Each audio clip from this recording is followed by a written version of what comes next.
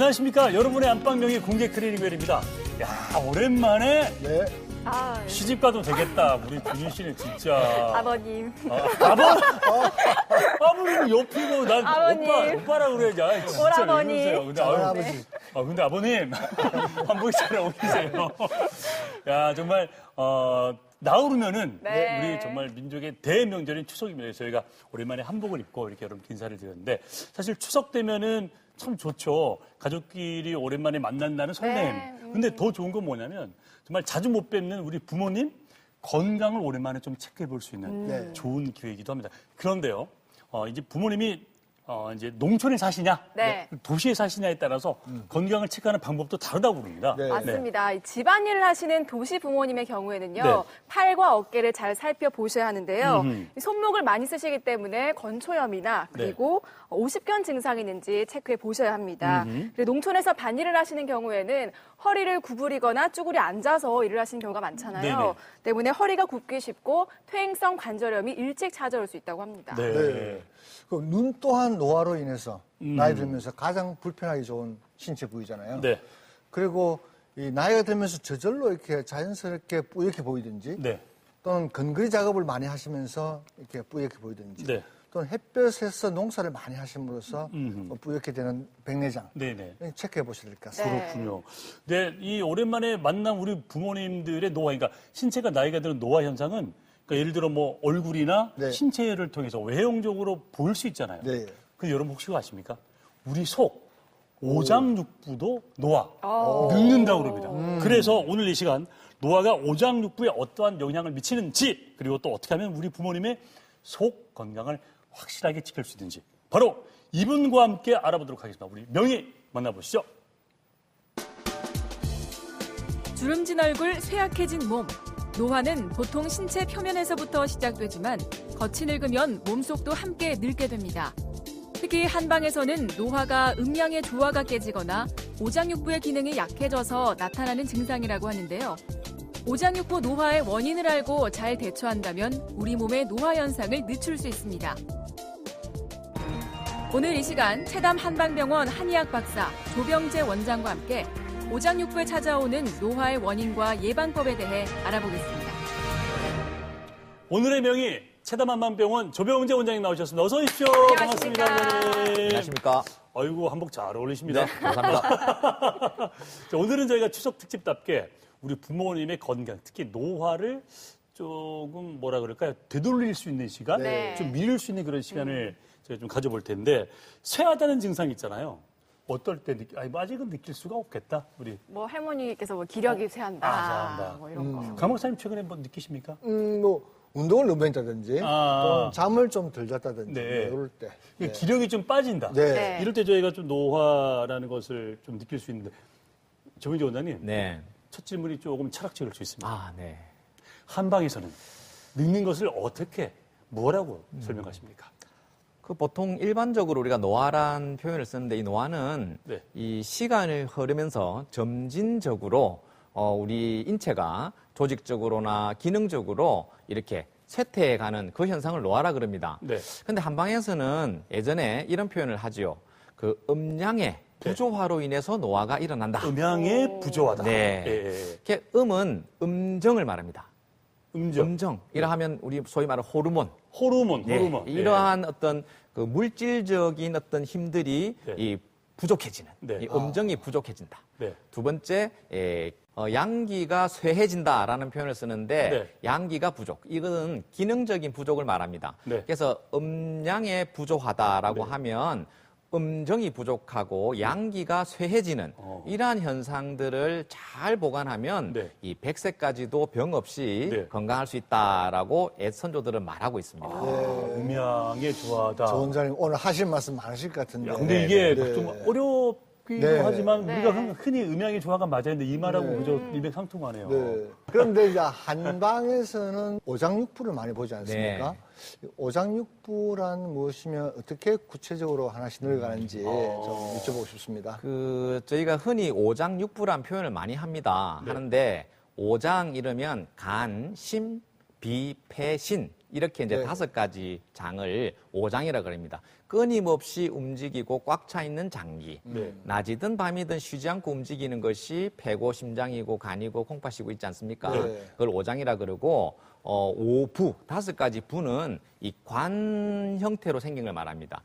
위장, 소장, 대장, 그리고 주머니로 된 담낭, 방광 이러한 것들을 오부라 그럽니다. 그래서 오장, 오부 이렇게 해서 이 인체는 여러 가지 10가지 장기를 갖고 있다라고 이야기를 하는데 예. 이러한 것들이 이제 노화가 되면서 우리의 기능이 이렇게 쇠해지고 노화가 된다라고 이야기하고 있습니다.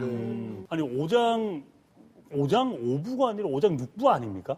예, 흔히 우리가 오장 육부 이렇게 이야기합니다. 네. 그 오는 음이고 또 양이고 이렇게 해서 5와 6이라는 숫자를 쓰게 되는데 네. 실제로 우리가 갖고 있는 실질 장기로 보자면 5개 이렇게 이야기하는 것이 좋고 예. 나머지 하나들은 그 심포, 삼초 이렇게 좀 자율신경계에 대한 조절을 이야기하기 때문에 예. 우리가 말하는 실제로 늙어가는 이러한 조직들은 네. 오장 오부로 제가 표현을 했습니다. 네. 나머지 하나는 저희가 크게 알 필요는 없다, 그죠? 뭐 관심을 가져주시면 좋고 예. 근데 그 오장 오부가 왜 어떻게 늙어간다는 겁니까?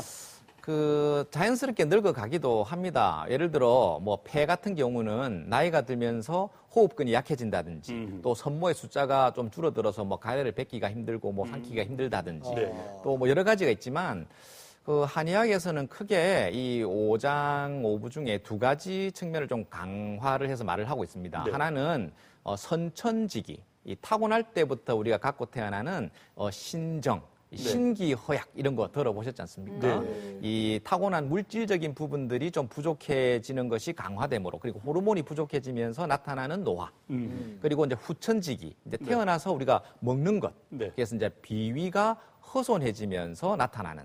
그래서 우리가 이제 음식, 수곡이라 그러는데 이러한 것들을 잘 먹어서 이렇게 또 자양을 받아야 되는데 이 소화기가 약해지면서 나타나는 부족 이런 것들을 이야기하면서 노화를 이야기하고 있습니다. 그래서 선천지기인 신정과 후천지기인 이런 위장, 비위 기능이 완전히 이 안정됨으로써 노화를 막을 수 있다라고 볼 수 있습니다. 네. 사실 뭐 이렇게 나이가 들면서 자연스럽게 노화가 오곤 하는데 요즘에는 사실 유해 환경이 굉장히 많잖아요. 젊은 나이에도 오장육부가 늙는 경우가 있다면서요. 물론 그 이제 태어날 때부터 유전적으로나 또 뭐 선천적으로 약간의 또 이런 약점이 있기도 합니다. 하지만 젊을 때 너무 과용하는 것 네. 이것이 바로 노화를 만드는 주범으로 네. 젊을 때부터 노화가 올 수가 있습니다. 그렇죠. 과하게 쓰면은 막 이렇게 염증이 생기지 않습니까? 네, 네. 또 하나 산화가 일어납니다. 네. 그래서 산화와 염증 이 네. 2가지가 젊을 때도 얘기다. 노화를 일으킬 수 있는 그러한 것들이죠. 그렇죠. 운동선수가 운동 많이 한다고 몸이 좋아져야 되는데 오히려 나이가 버리고. 네. 맞습니다. 네. 그 뭐 젊을 때 담배를 일찍 했다. 이러면 어떻게 되겠습니까? 폐가 폐가 가죠. 자꾸 수축이 되고 염증이 일어나고 또 술. 예, 또 술을 젊을 때부터 너무 먹었다. 그럼 간이 자꾸 염증이 생겨서 염증이 됐다 식었다 염증이 됐다 식었다 하면서 딱딱하게 굳어가는 노화가 빨라진다든지. 네. 또 너무 맵고 자극적인 것, 맞아, 또 과식을 해서 여성분들. 위장을 네네. 예, 넓혔다 줄였다 자꾸 자극했다 이래가지고 위장이 빨리 노화가 돼버린다든지 또 너무 이 비뇨기 계통을 갖다가 또 과하게 이렇게 네. 또 이 함으로 인해 가지고 또 노화가 빨라진다든지 네네. 젊을 때도 충분히 장기별로 노화가 빨리 진행이 될 수가 있습니다. 근데 사실 요즘에 몇 년 전부터 좀 뭐라 그럴까? 약간 유행어처럼 생긴 단어. 안티에이징. 안티에이징. 예. 뭐 그거 뭐 병마다 다 걸려 있지 않습니까? 예. 혹시 한의학에서도 예. 노화를 막을 수 있을까요? 예. 그렇죠. 사실은 우리가 그렇죠. 막을 수 있다는 말씀이신가요? 요즘 나오는 모든 건강기능식품이라든지 어디에 좋다라는 게 다 항산화, 산화가 우리가 일어나는 것을 막아주겠다. 네. 그리고 항염증, 막 염증이 일어나는 걸 막아주겠다라고 이제 우리가 먹는 것이 네. 이런 보조식품들 아니겠습니까? 근데 우리 한방에서는 이 노화를 막는 걸 양생이라 그럽니다. 양생. 양생법이라 그러는데 우리의 이 생명 활동을 3가지로 나눴을 때 정, 기, 신 이렇게 3가지로 예전에는 보았습니다. 네. 이 정이라는 거는 이 호르몬알적이고 네. 타고날 때 갖고 있는 어떤 신장의 기능을 말하고 있고 네. 기는 에너지적인 거, 이 기운이 넘친다 할 때 기, 그리고 신은 정신할 대신. 그래서 물질적이고 또 에너지적이고 정신적인 이러한 것들을 온전하게 할 때 네. 우리 노화를 막을 수 있다라고 이야기를 하고 있고 네. 그것을 하는 데 있어서 이제 보호를 좀 해야 되겠는데 어떤 걸 해야 되냐? 곡, 육, 과채. 네. 곡식과 육류, 단백질을 말하죠. 그리고 과일과 채소. 과일, 채소. 이러한 것들을 아하. 골고루 잘 먹음으로써 예. 전기신을 온전히 할 수 있으므로 노화를 방지할 수 있다라고 선조들은 이야기하고 있습니다. 재밌다. 네. 거의 재밌네요. 말씀 철학이에요. 네네, 재밌습니다. 예. 그런데 이 뭐라 그럴까 이 장기별로 아까 5장 5부 이야기 하시는데 거기에 따라서 좀 차이가 있습니까? 늙어가는 순서가. 오, 예. 예. 사실 우리가 노화라는 거는 뭐 나이가 아주 들어서 생기는 건 아닙니다.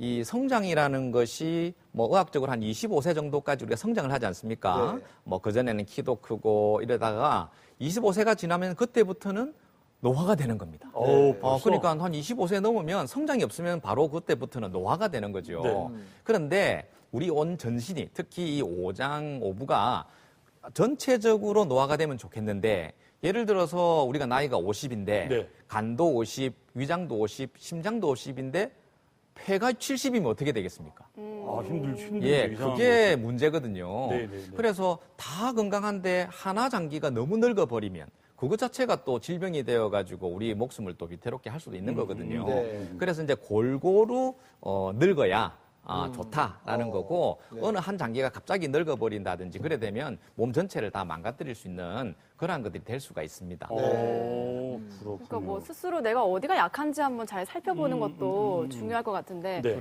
네, 한의학에서 보면 뭐 사상, 의학 이렇게 체질별로 나누는 그런 게 있잖아요. 네. 그럼 체질별로도 다를 수가 있겠네요. 이제 체질이라는 정의가 타고날 때부터 강한 쪽이 있고 약한 쪽이 있다라는 것이 체질입니다. 네. 우리가 체격을 봐도 같은 키라도 뭐 상체가 큰 사람, 하체가 큰 사람, 뭐 팔이 긴 사람, 몸통이 큰 사람 있지 않습니까? 내장기도 실제로 이제 타고날 때부터 좀 강한 장기가 있고 약한 장기가 있거든요. 네. 그랬을 때 우리가 아무래도 많이 쓰는 쪽이 빨리 닳듯이 체질적으로 예를 들어 내가 위장이 아주 강하고 상대적으로 신장이 약한데 이런 사람이 위장 쪽을 너무 강하게 자극을 해버린다든지 신장을 도와주지 못하면 그것으로 인해서 장기의 손상과 노화가 촉진될 수도 있습니다. 맞습니다. 예. 그러니까 평소에 자기가 어디가 약한지 한번 잘 살펴보는 것도 중요할 것 같은데 근데 이제 먹는 것도 사실 무시를 못 하잖아요. 그쵸. 네. 얼마 전에도 저 한의원 갔더니 체질식을 한번 해보라고 하시더라고요. 이게 체질에 맞는 뭐 식생활 이게 어떤 건지 좀 소개해 주세요. 그렇죠. 우리가 체질이라고 하는 것은 이 타고난 자신의 강약을 말합니다. 네. 말하자면 우리가 체형을 보더라도 같은 키라도 상체가 좀 큰 사람이 있고 하체가 큰 사람도 있지 않습니까? 그렇죠. 네네네. 그럴 때는 하체가 약한 사람은 하체 운동을 많이 해줘야 되고 상체가 약한 사람은 상체 운동을 많이 해줘야 되듯이 이 오장육부도 똑같은 걸 갖고 있지만 사람에 따라서 우리 집은 소화기가 약한 집안이야. 또 어떤 집은 우리 집은 너무 대식가 집안이야. 이런 게 있지 않습니까? 맞아요. 네. 예를 들어서 음식을 우리가 선택할 때도 소화기가 약하다 이럴 때는 소화기를 조금 자극할 수 있는 뭐 후추라든지 뭐 고추라든지 약한 사람한테 드시면 안 되는 거 아니에요? 오히려 그 기능을 활성화시킬 수 있으니까요. 근데 반대로 위산도 많고 위장이 뜨거워 이런 분들한테 만약에 자극적이고 아주 매운 걸 먹으면 더욱더 뜨거워져서 터지네요. 염증을 일으킬 수 있지 않겠습니까? 네. 그래서 자기 기능이 내장의 기능이 네. 약한 편인지 강한 편인지를 봐서 약하면 도와주고 강하면 오히려 맞추고. 이렇게 안정시켜주는 쪽으로 해서 균형을 맞추는 것이 건강한 식생활이라고 할 수 있겠습니다. 네. 주리 씨 체질이 뭐던데요? 저는 소양인이라서 소양인. 이렇게 뭐 고추 매운 거 먹지 말라고 하시더라고요. 네. 소양인이 어떤 체질입니까? 췌장, 위장 쪽이 강하고 네. 신장, 방광 쪽이 좀 약한 타입을 우리가 소양인이라고 그럽니다. 저도 소양인인데. 난 모르겠다. 그런데 한의학에서는 네. 보면 이렇게 색깔, 장기의 색깔 가지고 이야기를 많이 하지 않습니까? 네, 네, 네. 근데 뭐 다망색 뭐 이런 것도 맞습니다, 있는데 맞습니다. 그거 이제 노화를 항노화 시킬 수 있는 음식을 좀 소개해 주시죠. 오. 네. 네.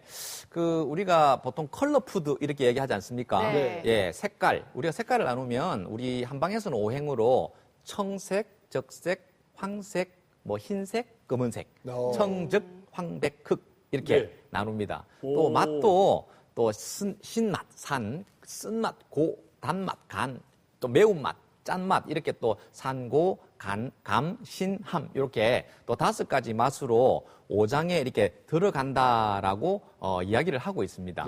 그래서 요즘 이제 영양학에서도 이 분자 영양학 같은 경우는 컬러푸드를 기능적으로 이야기를 좀 하고 있죠. 그래서 이 컬러푸드는 항산화 작용과 항염증 작용이 있어서 좋다라고 하는데 더욱더 우리 한방에서는 각 장기 중에 약한 장기다라고 하면 그쪽을 도와주는 색깔을 좀 더 먹어주고 또 약한 장기다 이랬을 때 그쪽을 도와주는 맛을 좀 더 첨가시키고 뭐 이런 쪽으로 해가지고 약한 쪽을 좀 도와주는 그런 방법을 예전부터 좀 쓰고 있었습니다.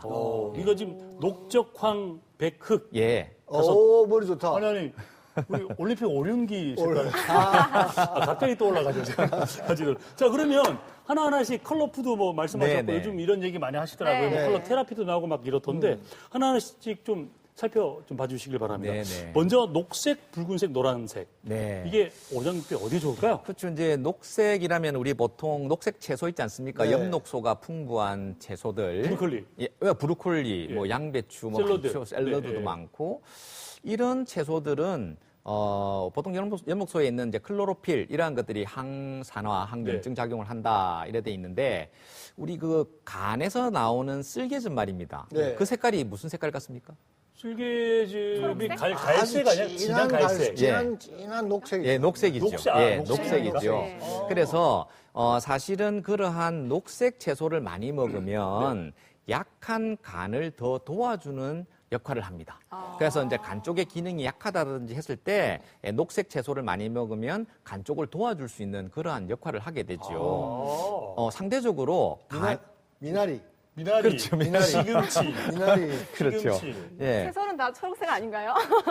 뭐 또 노란색도 있고 이제 곧 나옵니다. 네. 그런데 상대적으로 간에 너무 열이 많다, 간이 크다, 간에 뭐 염증이 있다 이럴 때 또 생녹즙을 먹는다든지 이래 되면 더욱더 그 간 기능을 뜨겁게 만들어버리고 할 수 있기 때문에 오히려 간이 큰 이제 목양 체질이나 모금 체질들은 이런 녹색 채소를 조금 멀리하고 상대적으로 간이 작아서 담즙 분비가 좀 적은 금양이나 금음이나 이런 체질들은 녹색 채소를 많이 먹어서 간 기능을 보강함으로써 장기의 기능을 온전하게 할 수가 있습니다. 자, 그러면 지금 갑자기 제가 자기 체질을 모르잖아요. 지금 네. 연휴인데 이제 막 연휴 시작됐는데 네. 그럼 난 체질은 모르겠다. 근데 네. 간이 좀 약한 것 같다. 예. 하시는 분들은 녹색을 좀 드시는 것이 오히려 좋다. 그렇죠. 이제 어. 근데 이제 스스로 잘못 판단해 버리면 오히려 안 또 되니까. 무리가 있을 수 있기 때문에 잘 모르면 네. 골고루 섞어가지고 골고루 막 섞어가지고 이렇게 드시는 게 오히려 더 좋을 것 같습니다. 섞어 먹고 연휴 끝나면 병원을 찾아가요.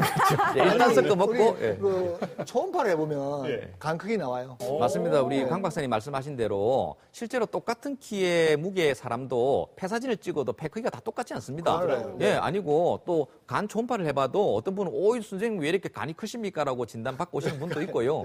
그래서 금방 말했던 체질은 실제로 외형뿐만 아니라 네네. 내장기, 실질 장기의 사이즈도 말을 하기 때문에 그걸 참고로 해서 네. 작으면 녹색을 먹어서 간 쪽을 도와주고 네. 간이 너무 크다. 이러면 나는 녹색을 먹어서 너무 도와주면 안 돼. 네. 이렇게 이제 생각을 해도 되는 겁니다. 근데 한 번씩 우리가 이제 간이 배 밖에 나왔네 이런 말도 하잖아요. 네. 내가 크기에 그런 이게 이제 이쪽 밑으로 배 밖으로 놓으면 간이 큰 거지요.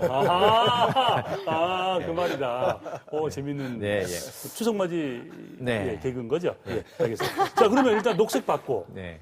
붉은색은 어떤 거? 그렇죠. 이제 붉고 노란 이러한 색깔은 네. 어떨 것 같습니까? 우리가 붉은색을 보면은 자극적이죠. 좀 자극적이고 침이 싹 돌고 이러지 않습니까? 매울 것 같고. 뭐 그럴 것 같고 네네. 땀이 좀 고춧가루 나고. 이런 거, 예. 그게 위장에 딱 들어가게 되면 위벽을 자극을 함으로써 아무래도 위장을 좀 이렇게 긴장시키고 또 위산 분비를 촉진할 수 있을 겁니다. 네. 그래서 만약에 췌장이나 위장 쪽이 좀 강한 체질들이 네. 뭐 토마토 같은 거, 네. 이 라이코펜 함량이 많은 네. 원래 역류성 식도염이나 위산과다에 이제 이 토마토 같은 거 조심하라고 하거든요. 그래요? 예. 네네. 그리고 그 빨간색 색소가 많은 네. 뭐 캡사이신 같은 거. 네. 예. 그리고 그 강황에 있는 커큐민 노란색 네네. 이러한 것들은 뭐 향도 맛도 그러하지만 들어갔을 때 소화기를 촉진시키고 도와주는 역할을 하게 될 겁니다. 네. 그래서 자신이 소화기가 좀 약하다라고 판단되는 사람들은 오히려 토마토 그리고 파프리카 그리고 뭐 강황 같은 카레 뭐 이러한 것들을 먹음으로써 위장을 좀 따뜻하게 만들어줘서 식욕도 촉진하고 흡수율도 도울 수 있지만 반대로 막 나는 매일 가보면 역류성 식도염이래. 그리고 위산이 과다되어서 매 속이 쓰려. 네. 이런 분들이 만약에 막 고추 먹고 카레 막 마시고 이래 돼 버리면 전체적으로 위산이 더 강화될 거 아닙니까? 카레 마셔요?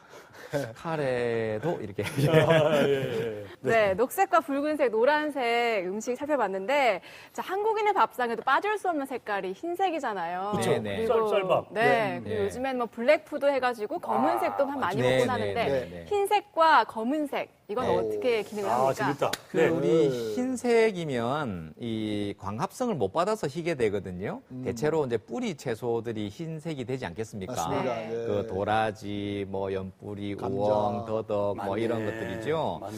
근데 이 흰색은 사실 이것도 항염증 작용이라든지 또 어떤 호흡기, 기관지 쪽에 예를 들어 우리 도라지나 뭐 우엉이나 더덕은 다 기관지에 좋다고 듣고 그렇죠. 있지 알고 않습니까? 있습니다. 예, 네, 그래 알고 네, 계시죠? 네. 여기에 있는 사포닌의 어떤 성분들이 항염증, 항암 작용도 하지만 특히 호흡기계를 좀 활성화시키고 땀을 좀 나게끔 하는 오. 그런 기능을 갖고 있습니다. 네. 그래서 호흡기가 약한 분들은 네. 뿌리 채소, 흰색 채소를 많이 먹게 되면 호흡기를 좀 도와줄 수 있는데 네. 네. 반대로 폐가 크고 아주 열이 많아서 막 벌렁벌렁 항상 이렇게 호흡기가 숨이 그냥 이렇게 막 쉬는 이런 분들이 계속 또 뿌리 채소나 사포닌을 먹어버리면 열만 벌겋게 뜨고 황소가 오히려 황소가 돼버리겠네요. 예, 아니. 혈압도 오를 수 있습니다. 실제로 사포닌을 많이 먹게 되면 갑상선의 어떤 항진도 일으킬 수 있고 네. 그리고 이제 혈압도 올릴 수 있기 때문에 네. 너무 이 폐에 열이 많고 사이즈가 큰 분들이 이런 흰색 채소를 많이 먹으면 안 되겠고 폐가 좀 자그만하고 이런 수분이 좀 증발이 잘 안 되는 이런 분들이 사포닌 계통의 흰색 뿌리 채소를 많이 드시면 좋을 것 같습니다. 그러니까 이제 호흡기에 약한 거 어떻게 알아요, 본인이? 좀 아니, 목감기 잘 뛰고 걸린다라거나 뛰고 알지. 뛰어보면 예, 뭐, 숨 가쁘고 이런 거 말씀하시는 난 거죠? 단거리는 잘하는데 장거리는 못하겠다라든지 뭐 여러 가지가 있죠. 그렇군요. 네. 저는 이게 그 왜 인삼이나 이런 사물 주잖아요, 생걸로. 네. 그리고 먹으면 또 이제 음식 먹는 식당 가면 그걸 제일 먼저 줘요. 그걸 네. 먹으면 열이 막 나가지고 드시면 안 되겠네. 좀 먹으면 안 되는 거죠. 그렇죠. 이거는. 보통 이제 이 사포닌이 하는 역할들이 네. 호흡기도 보강을 하지만 이 소화기도 좀 따뜻하게 하는 기능이 있기 맞아요. 때문에 네. 대체로 상체에 열이 많은 분들, 이 네. 위장이나 호흡기처럼 네. 상체에 열이 많은 분들이 이런 그 소위 뿌리 채소인 사포닌 종류를 많이 먹어버리면 네. 땀이 나고 그러는 거죠. 그래가지고 땀이 난다는 게 열이 있다는 뜻이니까요. 식당 주인 아저씨가 아이고 약발 잘 받는다면서 많이 먹으라고 해서 하나 더 주는데요. 못 먹겠더라고요. 저한테 주세요. 제가 먹을게요. 그럴 때는 즉시 흰색 반대인 푸른 잎을 막 먹어버리면 열이 좀 내려갈 수 있습니다. 골고루 먹어야 되는 게 제일 방독소네. 중요하거든요. 근데 그럼 검은색은요? 검은색. 네. 네. 우리가 이제 검은색 이래 보면 어떤 게 느껴집니까? 검다라는 거는 밤, 밤. 뭐 어두움, 뭐 이런 거 아닙니까? 네. 그렇게만 그 생각하면 밤에 이제 일어나는 모든 일들을 생각하시면 네, 됩니다. 네, 네. 예, 아, 그래서 그래요? 신장의 기능을 도와주는 게 검은 색소입니다. 검은 콩이라든지 뭐 검은 깨라든지 그리고 약간 검푸른 색도 물론 이제 검은 쪽을 봅니다. 뭐 안토시아닌 색소 네네. 계통이라든지 이 검은 색소는 신장의 기능을 도와줍니다. 네. 예, 그래서 그러한 것들을 주로 먹게 되면 그래서 일부러 또 그걸 좋다고 또 스태미나에 좋다고 막 검은색들 많이 또 먹지 않습니까? 오디. 오디 같은 거라든지 뭐 네. 흑임자라든지 흑임자. 복분자라든지 복분자, 그렇죠. 뭐 블루베리라든지 이런 어떤 것들을 네. 자꾸 먹어서 신장 쪽 그 우리 한자로 보면 그게 다 자자입니다. 결명자, 자전자, 복분자 뭐 이런 자 붙은 게 이런 씨앗을 자꾸 만들어낸다라는 또 뜻이 있기 때문에 예, 예. 이 검은색은 이 신장의 기능을 좀 도와주거든요. 네네. 그래서 이제 약한 분들은 역시나 드시면 좋은데 예. 이 또 너무 또 과한 분들이 또 그걸 드시게 되면 또 주체를 못 하시는 또 이런 우려가 있습니다. 그래서 자기 체질에 맞도록 이렇게 먹어야 되겠고 네. 모르면 이 골고루 썰어서 이렇게 먹어야 돼요. 자, 오늘의 어록이다. 모르면 골고루. 골고루. 자기 체질 아는 게 중요한데 아니, 모르면 골고루 네. 먹어요. 이 단백질을 꾸준히 먹는 게 노화 방지에 좋다고 네, 그러잖아요. 네, 네. 네. 근데 이제 육류도 해물류도 예. 이게 단백질인데 예. 이것도 아우. 뭐 체질에 따라서 구별해서 드셔야 됩니까? 네, 그래서 참 특히 노화에 있어서 가장 좀 필요한 게 단백질 공급이 가장 필요합니다. 네. 우리나라 노인들의 식이 조사를 이렇게 해보니 65세 이상 노인분들의 거의 한 30-40% 정도가 네. 단백질 섭취가 부족하다. 부족하죠. 그리고 또 질환이 있는 분들을 또 모아서 따로 식이 섭취 조사를 해보니 한 70% 이상의 단백질이 또 부족하다. 그래서 이제 필요한데 다만 이제 육류와 크게 이제 단백질이라면 동물성 단백질 이러면 육류와 해물이 있지 않습니까? 네. 있는데 이 차이가 육류는 아무래도 포화 지방산이 좀 많죠. 네. 그리고 해산물은 좀 불포화 지방산이 많아서 네. 해산물 쪽을 좀 권하긴 하지만 네. 예를 들어 지방을 녹이는 이제 쓸개즙이 네. 좀 과도하게 많이 나오는 분들은 오히려 육식 계통이 오히려 좋습니다. 네. 예, 간이 커서 담즙 분비가 많다든지 또 위산 분비가 많은 분들은 뭐 소고기, 돼지고기 이런 것들이 오히려 들어가면 그 많은 소화즙을 또 감당할 수가 있는 아우, 거거든요. 좋다. 네. 그런데 반대로 예. 간이 좀 작아. 그리고 소화 기능이 좀 떨어져서 위산이나 쓸개즙 분비가 좀 적은 분들이 또 이 포화 지방산이 많은 붉은색 고기를 먹게 되면 그게 또 잘 안 녹는단 말입니다. 맞아요. 그럴 경우에는 이 차가운 바다에서 만들어진 그런 해산물들을 먹었을 때 아주 부담 없이 녹일 수가 있거든요. 네. 그래서 육류와 해물을 기준으로 봤을 때 소화 요소가 좀 많은 분들은 육식 계통이 또 괜찮고 네. 소화 요소가 좀 부족한 분들은 네. 육류보다는 해산물 쪽으로 선택하시는 게 좋을 것 같습니다. 해산물의 단백질은 어떤 겁니까? 뭐 고기 덩어리? 예, 근데 이제 사실은 우리가 해산물들은 수분 함량이 좀 많기 때문에 네. 예를 들어서 닭가슴살을 100을 먹으면 오징어는 한 120 정도 먹어야 됩니다. 네. 그게 좀 단점이고 네. 또 하나 염분이 좀 많아요. 맞아요. 이렇게 우리가 이제 운동하시는 분들은 염분 아하. 섭취를 되게 제한하는데 이 해산물이 조금 문제가 이 염분 함유가 상당히 많습니다. 그 네네. 입에 짜지 않아도 네. 실제로 그 소금물에서 컸기 때문에 맞네, 걔들이 맞네, 상당한 나트륨을 갖고 있거든요. 그 네. 단백질이 원장님 예. 그 육류 예. 그리고 또 뭐 그 해물에서 나는 것도 있지만 네. 또 저것도 있잖아요. 식물성 단백질도 있지 않습니까? 오. 네네. 그래 이제 식물성 단백질을 오히려 또 선호하시는 분들이 많습니다. 이 노인분들 중에는 이 고기에 대한 혐오나 네. 또 정서적으로 좀 안 좋다라고 생각하시는 분들이 많아서 네. 식물성으로 가기 쉬운데 이 식물성 단백질의 좀 단점이 뭐냐면 뭡니까? 이 식이섬유가 좀 많아요. 어허. 식이섬유가 많기 때문에 이게 먹어도 그만큼 흡수율이 높지가 않습니다. 네. 그리고 소화장애도 좀 일으킬 수 있고요. 음. 또 하나의 단점이 이 소위 우리 몸에서 합성하지 못해서 반드시 먹어줘야 될 아미노산을 네. 필수 아미노산이라 그러는데 네. 이 식물성 단백질에는 필수 아미노산 함량이 많이 떨어지기 때문에 예를 들면은 소고기를 100g을 먹을 걸 두부로 먹겠다 그러면 두부로 한 500g을 먹어줘야 되는 꼴이 되거든요. 그렇기 때문에 그 나이가 드실수록 사실 양질의 단백질, 소위 말하는 동물성 단백질 섭취를 네. 조금 더 하시는 게 좋을 것 같습니다. 잘 알겠습니다. 근데 지금 단백질 얘기했고요. 네. 한국인들이 또 빼놓을 수 없는 게 있잖아요. 밥심이라 네. 흔히 말하는. 예. 곡류를 뭐 빼놓을 수 없습니다, 사실은. 맞습니다. 근데 네. 밥도 체질에 따라서 흰쌀밥이 좋은 분이 있을 거고 네네. 현미가 좋은 분도 있을 거고 예. 또 다 다르겠죠. 그렇죠.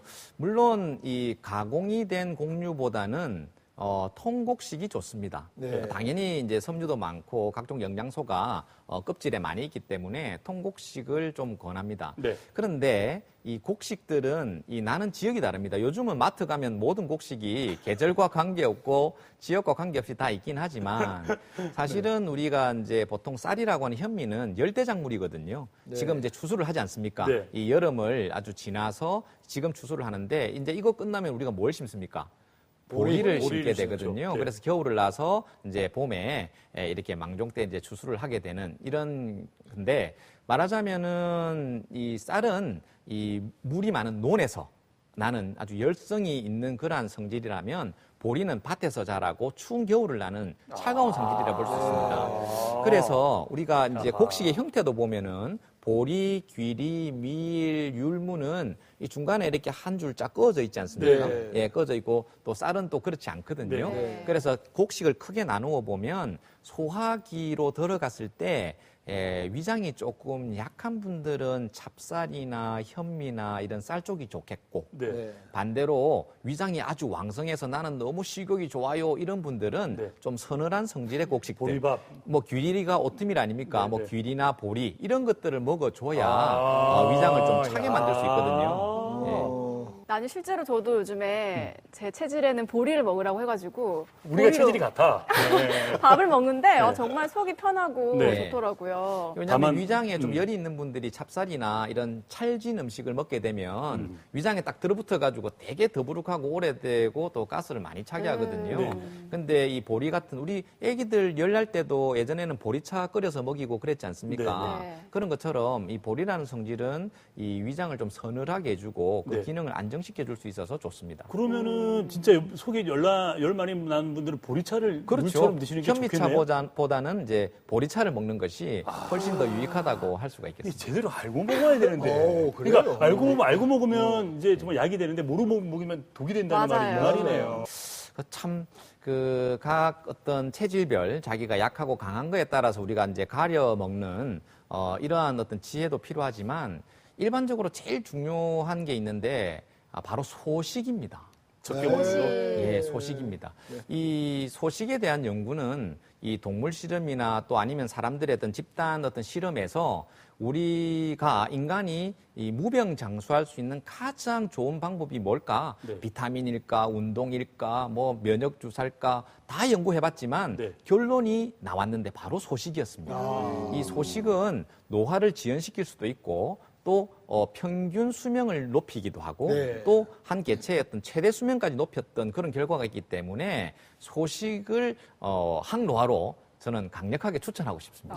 근데 원장님, 그건 소식이란 게 네. 아까 말씀하신 것처럼 사람이 똑같은 외모나 체중이라도 뭐 상체가 크고 뭐 한 네. 사람이 있는 것처럼 그 에너지가 그러니까 네. 밥 양이나 이게 에너지를 먹는 양이 네. 같은 체질도 약간 달라질 수 있지 그렇죠. 않나요? 소식의 그래서- 기준이란 게 있습니까? 예. 그래서 보통은 평소 자기가 젊을 때 먹었던 양이 있을 겁니다. 아마. 네. 그 양에서 이제 나이가 들게 되면 한 20에서 40% 정도를 줄여야 된다라고 우리 영양학에서 이야기를 하고 있습니다. 네. 그래서 보통 이제 자유급식 상태의 기준에서 20에서 40% 정도를 좀 줄여야 된다라고 이야기하는 거죠. 네. 예. 그런데 이제 줄일 때 네. 무엇을 줄일까가 좀 중요하지 않겠습니까? 그렇죠. 그렇죠. 네. 예. 그렇죠. 밥을 줄여야겠습니까? 채소를 줄여야 되겠습니까? 고기를 줄여야 되겠습니까? 지방을 줄여야 되겠습니까? 저는 하나 딱 골고루입니다. 아니 골고루. 전체를 다 줄여야 됩니까? 아니 저는 술을 좀 줄여야 돼.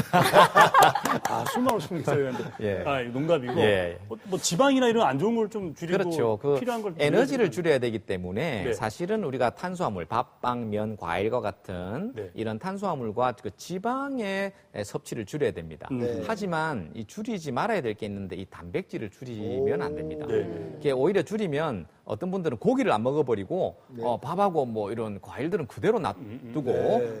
고기만 이렇게 줄여버려서 네. 저는 20% 줄였어요 이렇게 이야기하시는데 네. 그래 돼버리면 안 됩니다. 이 노화가 되기 시작하면요 한 30세 이상이 되면서부터 근육량이 네. 한 10년마다 자기 몸 전체에서 한 4, 5% 정도가 줄어듭니다. 맞습니다. 네. 예, 운동을 적당히 해도 그렇습니다. 네. 그렇기 때문에 우리가 이제 다리에 힘이 있어야 노화가 방지가 되거든요. 다리의 힘. 예, 허벅지. 거의 우리 몸의 근육의 한 60, 70%가 하체에 다 있거든요. 네. 예, 그래서 다 하체 운동도 하고 하는데 이 노인에 있어서 가장 문제가 근육량이 떨어지는 게 가장 문제입니다. 그렇죠. 네. 맞습니다. 근육, 인대, 힘줄, 호르몬, 피부 뭐 전부 다 단백질을 재료로 네. 우리 사람 몸은 커다란 단백질 덩어리 아닙니까? 네. 그래서 그거를 줄이시면 안 됩니다. 근데 단백질에는 지방들이 붙어 있잖아요.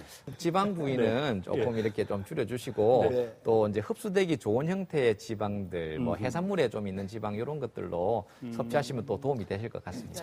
네. 근데 소식을 하면 이제 좋다 그러셨는데 네. 이 단백질 섭취를 줄이지 말고 계속 해야 된다. 네네네. 단백질 섭취를 얼마 정도 해야 될까요?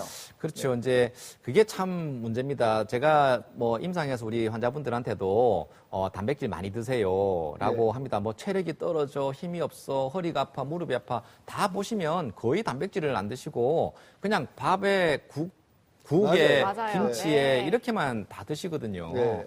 그래서 이제 드시라 그러면 한참 있다 오시가 그런 말 합니다. 아주 많이 먹었는데 왜 이렇지?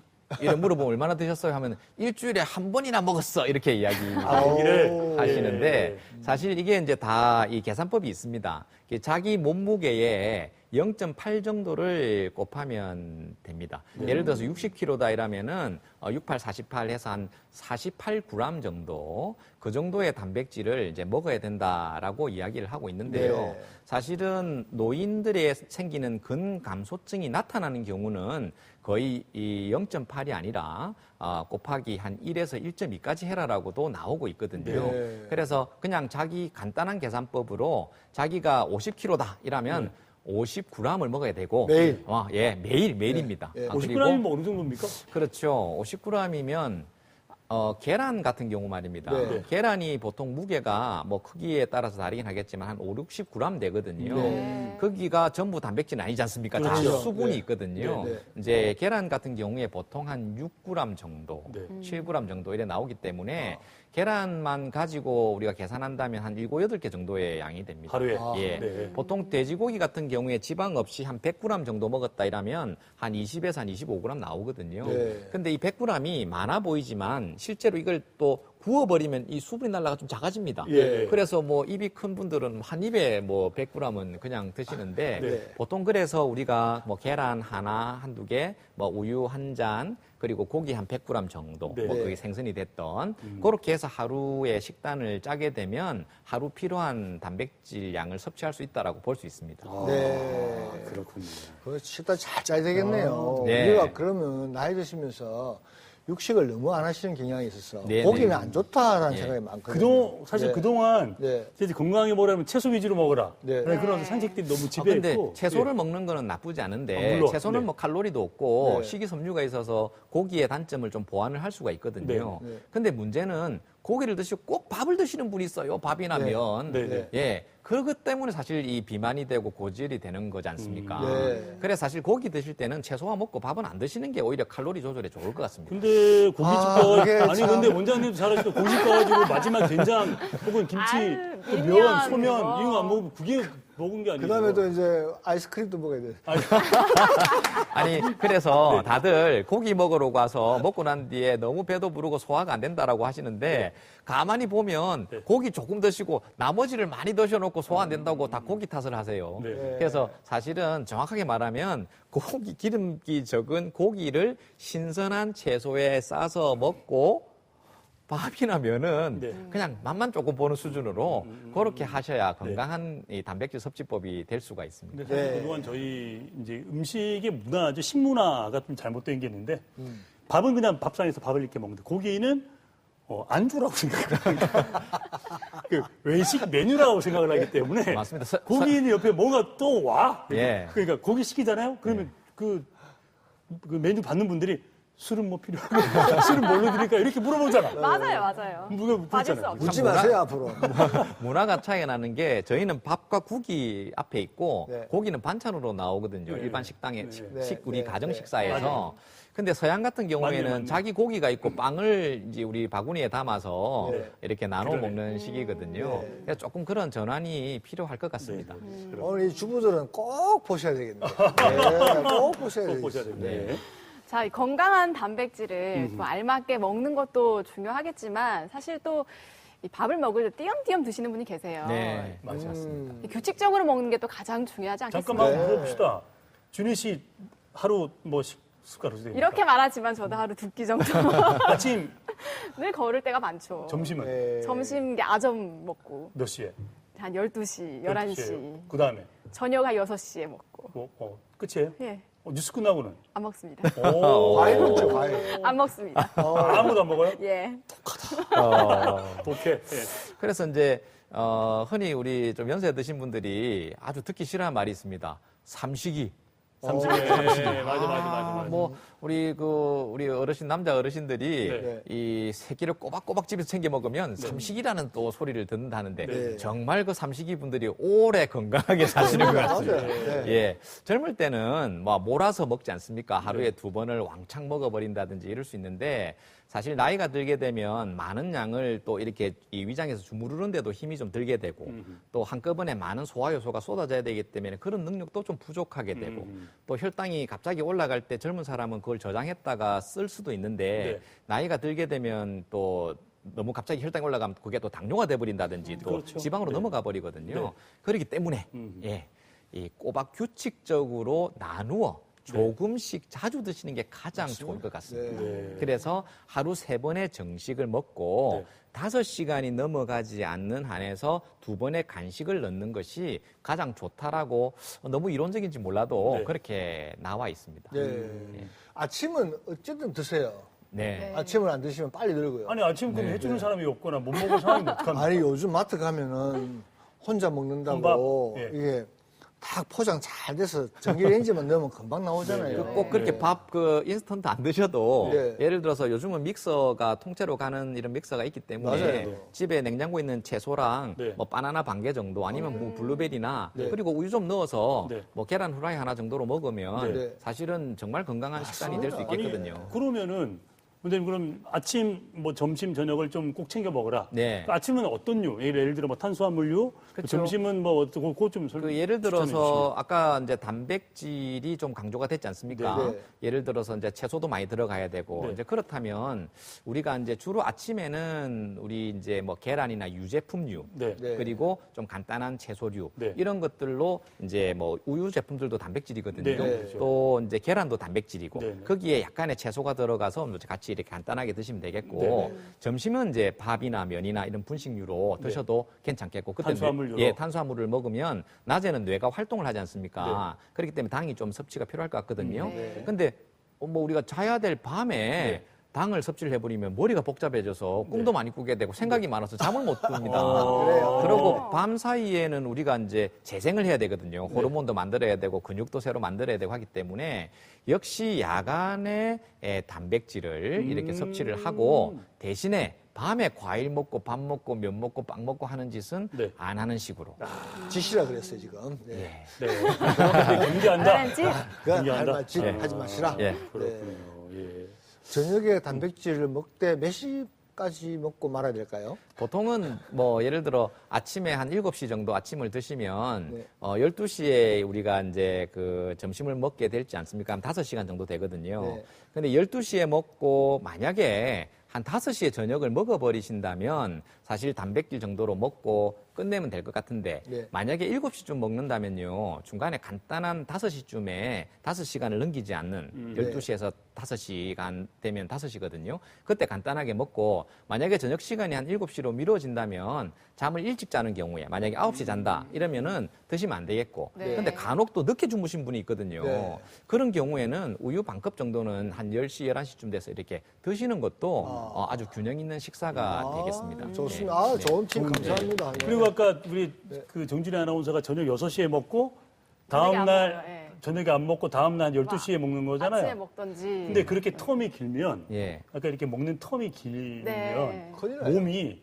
에너지가 들어온 순간 이거 또 나갈까봐 지방으로 추출할 수 맞습니다. 있는 패턴이 된대요. 그렇기 여전히 때문에 살이 안 빠지더라고요. 그래서 차라리 쪼개서 먹는 게 그렇죠. 그럼. 예를 들어서 6시에 저녁을 드시고 만약에 9시나 10시에 주무신다면 네. 예, 문제가 없겠는데 9시 뉴스가 끝나요. 9시에 뉴스가 끝나시면 네. 그러면 우리가 계란 흰자 하나에 우유 반잔 정도를 만약에 뉴스 끝나고 드시지 않습니까? 그러면 숙면을 취할 수 있습니다. 숙면을 취할 수 이 봐봐, 있고 이거 다음 날 안 했어, 어떻게 아. 예, 다음 날 네. 붓지도 않습니다. 그래요. 예, 그리고 식욕도 좀 조절이 가능하고 또 바로 먹었을 때 그 에너지가 지방으로 전환되는 것도 막을 수가 있을 것 같습니다. 자, 그래서 이제 이게 요 얘기가 좀 아마 좀 중요할 것 같아요. 네. 알고 드시면 약이고 네. 모르고 드시면 독이 된다. 네. 그러니까 음식 먹을 때 주의할 것. 그렇죠. 이제 주의를 해야 될 부분도 있는데, 이것도 우리 이제 이 노인들의 그 영양 실태 조사에서 나온 자료인데, 첫째가 이제 단백질이 우리 한국의 우리 노인분들이 좀 적게 먹는다라는 게 지적이 됐었고, 두 번째가 소금. 염분. 예. 소금. 이 나트륨 섭취가 네. 너무 많다는 겁니다. 네. 네. 예. 국. 국, 네. 찌개, 김치, 김치. 된장. 예. 그거 뭐 우리가 사실은 이유식 되고 제일 먼저 하는 게 국인데 안 그래요? 네, 어머님들 예, 내가 아시는 분 아침에 된장국 꼭 먹어야 돼요, 김치하고. 엄청나네. 이제 사실 이 우리 유전학에서 보니까 보통은 이제 모든 뭐 사람들이 다 소금에 나쁘지 않지만 그래도 유전적인 결함이 한 40% 정도는 유전적 결함이 있다고 나오거든요. 네. 그래서 염분 섭취가 좀 너무 적어도 안 되지만 네. 너무 과한 경우에 아시겠지만 뭐 부종, 네. 네. 그리고 고혈압, 네. 관절 질환, 네. 그리고 소금이 위장에 염증을 많이 일으키는 네. 거 아닙니까? 네. 네. 그래서 이런 여러 가지 질환을 일으키는 아주 주범이기 때문에 이 염분의 섭취는 반드시 좀 적절할 필요가 있습니다. 네. 그러면 염분량이 어느 정도가 돼야 되는 겁니까? 그렇죠. 이제 우리 보통 이제 세계보건기구 WHO에서 제시하는 기준이 5g입니다. 5g이면 하루 네. 5g요. 네. 근데 5g이면 우리가 차 스푼으로 이렇게 푹 뜨면 한 5g 되어버리거든요. 네. 예. 우리 보통 조그마한 컵라면 있지 않습니까? 그거를 우리 소비자 단체에서 조사를 다 하니까 네. 그 하루 권장량의 한 80%를 컵라면 하나에? 하나 먹어버리면 된다라고 됩니다. 또 모 실험에서는 우리가 국, 네. 미역국을 끓였다. 네. 그리고 막 좀 우리 조선 간장 이렇게 네. 넣고 막 이렇게 맛있게 이렇게 딱 해서 먹어버리면 거의 한 배가 초가 되더라. 국 하나가? 예, 국 하나가. 그래서 요즘은 단체 급식에서 국거릇을 많이 줄였거든요. 네. 그래서 우리가 하루 5g인데 우리 국민 평균 섭취량이 한 3배 정도 된다고 하고 있습니다. 뭐 네. 13g에서 15g까지 네. 아침부터 국 마시고 점심에 라면 먹고 저녁에 된장을 팍 찍어서 또 김치, 뻘건 김치랑 젓갈 많은 김치도 김치랑 염분이 많잖아요. 예, 그렇기 때문에 네, 네. 뭐 김치도 이렇게 물김치처럼 이렇게 좀 소금이 안 묻어 있고 또 국은 아주 건더기만 이렇게 건져 먹고 또 뭐 고추를 예를 먹을 때도 그냥 고추 맛을 보면 될 건데 된장을 거의 뭐 이렇게 크게 떠서 이렇게 뭐 고추 맛인지 된장 맛인지 모를 정도로 이렇게 드시는 분들도 있던데 염분 섭취를 줄이셔야만 이 항염증, 항노화, 항산화를 할 수 있을 것 같습니다.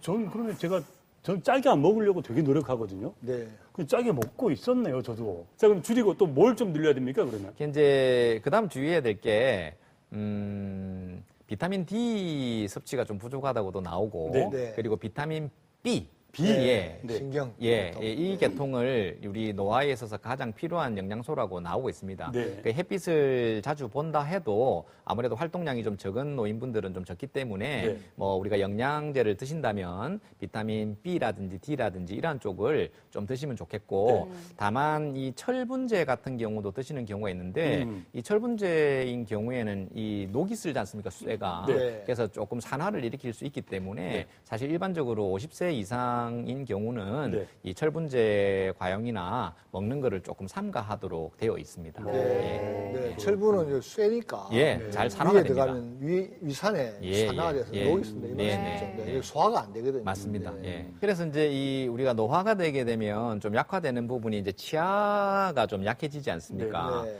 요즘은 그래도 뭐 임플란트도 있고 해서 많이 강화가 되셨는데 네. 뿐만 아니라 소화 효소라든지 또 위장 기능이 좀 약화되시거든요. 네. 그래서 사실 반드시 꼭꼭 씹어 주시는 게 필요합니다. 네. 꼭꼭 씹어 줘야 되는 것이 뭐 여러 실험에도 있지만 많이 씹을수록 비만이 예방이 된다라는 결과가 있고 특히나 우리가 많이 씹어지면 이 뇌로 가는 혈액순환을 네. 많이 도우기 때문에 치매 예방에 된다라고 하지 그렇죠, 않습니까? 그렇죠. 네. 예전에 우리 이제 동의보감에 나오는 양생법에도 아침에 일어나면 이제 치아를 부딪히는 이런 운동들 또 이렇게 머금고 이렇게 올려주는 이런 뇌의 어떤 순환을 도우기 위한 이 꼭꼭 씹어 먹는 것 이것을 많이 강조를 하고 있습니다. 그런데 이제 치아가 안 좋다든지 또 성격이 급하신 분들은 그냥 막 드셔버리거든요. 네. 그래서 꼭꼭 씹을 필요가 있습니다. 알겠습니다. 우리 의사들도 보면은 꼭 맞아. 씹으라 말을 하면서도 네. 레지던트 할 때부터 이렇게 막 그냥 굶고 빨리 막 먹고 하는 하니까. 막 부르 터진 그죠. 짜장면 먹고 하는 습관이 돼가지고 네, 네. 막 씹어 넘기거든요. 네, 천천히 드세요. 자기 돌아서 막. 근데 보통 몇 번을 씹어야 되느냐 이럴 때 네. 보통 한 20번 정도는 이렇게 씹어야 줘야 되거든요. 한 번, 네, 한 숟갈에. 예, 근데 상당히 생각보다 좀 세어보면 많습니다. 네. 많은데, 근데 그 중에 꼭꼭 씹어야 될 게 있습니다. 네. 밥을 꼭꼭 씹어야 됩니까? 고기를 꼭꼭 씹어야 됩니까? 고기. 고기. 밥? 고기. 둘 다. 그러니까 물론 이제 다 전체적으로 꼭꼭 씹어주면 좋은데 사실은 우리가 꼭꼭 씹어야 될 것은 전분, 탄수화물류를 꼭꼭 씹어야 됩니다. 소가 꼭꼭 씹어 먹습니까? 사자가 꼭꼭 씹어 먹습니까? 소. 그죠? 대세김질까지 하지 않습니까? 이 치아 구조도 그렇지만은 원래 침이 이 아밀라제라고 하는 녹말 분해 효소입니다. 그렇기 때문에 입안에서는 주로 전분이 녹기 때문에 밥이나 빵이나 면이나 감자, 고구마 이런 것, 옥수수 이런 것들은 침으로 충분히 녹여줘야 되는데 만약에 면을 침과 썩지 않고 그대로 삼켰다. 그런 분이 있다니까. 예. 아니, 많죠. 짜장면 며칠 먹기 이런 거 있다니까요. 맞아요. 예. 진짜 안 좋네. 그래 되면은 위장은 산이거든요. 그 우리가 pH가 1.5 정도 되는 강산이기 때문에 이 녹말이 녹지를 않습니다. 예, 그래서 사실은 뭐 저녁에 먹고 다음날 내시경을 해봐도 우동이 그대로 맞아요, 존재하는 맞아요. 예, 이런 현상이 있거든요. 근데 위장에서는 우리 침으로 고기는 녹지 않지 않습니까? 네. 그죠? 뭐 계란을 뭐 하루 종일 물고 있어도 계란은 그대로거든요. 만약에 건빵을 물고 있으면 건빵은 녹아서 없어지지만 계란은 하루 종일 물고 있어도 진짜 그러네. 그대로거든요. 그래서 이제 단백질은 삼키셔도 됩니다. 그래서 전체적으로 고기는 꿀떡 네. 예, 빨리 먹어야 되니까 다른 사람들 먹기 전에 고기는 꿀떡꿀떡 한 끼시고 반대로 밥은 꼭꼭 씹으셔야 바르게 먹는 식습관이라고 할 수 있겠습니다.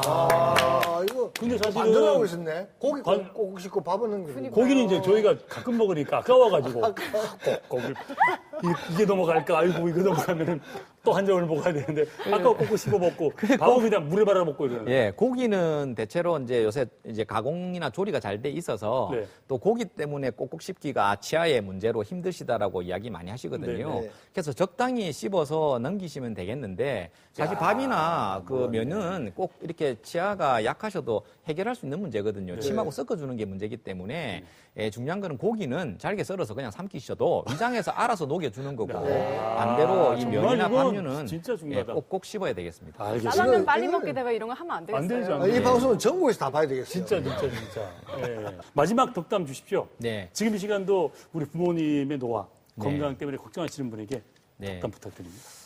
그래서 우리 예전부터 내려왔던 이 노화를 방지하기 위한 양생법은 균형에 있는 것 같습니다. 네. 자연스럽고 조화로운 노화. 이것이야말로 건강의 비결 아니겠습니까? 네. 그래서 너무 편협하게 이 어느 쪽을 너무 먹어버린다든지 또 너무 안 먹는다든지 또 정서적으로도 너무 한쪽으로 치우친다든지 이러한 것들이 어느 한쪽을 불편하게 만들므로써 우리의 건강을 갖다가 해칠 수가 있습니다. 네. 그래서 자신의 어떠한 육체적인 체질의 특징 그리고 정서적인 특징 이러한 것들을 좀 잘 알고 근데 또 본인이 잘 모릅니다. 모르기 때문에 또 주위에서 해주는 말들을 잘 참고해서 가지런하게 균형 잡힌 그러한 생활을 하신다면 네. 아마 우리가 늙지 않고 네. 소위 말하는 이 100세 이상 네. 무병장수하는 그러한 음량의 화평한 사람이 되지 않겠나 네. 이런 생각이 듭니다. 와!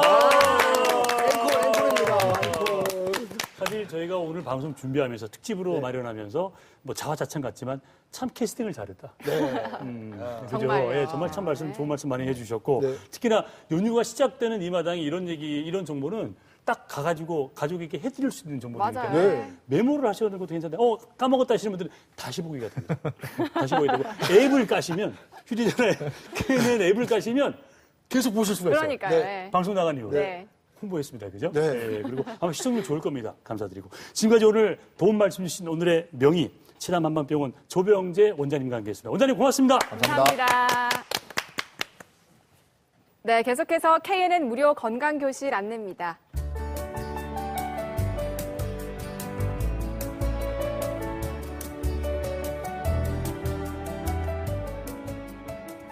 추석이 뭐 한 사나흘 남았지만 네. 마음은 벌써 추석입니다. 한복 입고 정말 좋은 얘기 많이 얘기를 했죠. 네, 네. 참 마음이 설레고 그러는데 사실 그러면 성묘를 하게 되잖아요. 네. 근데 성묘 갔다가 왜 그런 기사 많이 보지 않습니까? 말벌에 쏘인다. 아. 또 뭐죠? 찌찌가무시병 같은 열성 질환에 걸리는 분들이 많이 계시다고 그래요. 맞습니다. 네, 네, 네. 우선 이 말벌에 쏘이지 않게 하기 위해서는요, 말벌집에 가까이 가는 것을 금해야 하고요. 네. 그리고 향수나 스프레이 같은 강한 냄새가 나는 제품을 사용하지 않아야 됩니다. 네. 만약 벌에 쏘였을 때는요, 신용카드 등으로 피부를 긁어서 벌침을 빼내는 게 중요한데, 네. 얼음찜질로 이 통증이나 붓기를 가라앉히는 게 좋다고 하네요. 네. 네.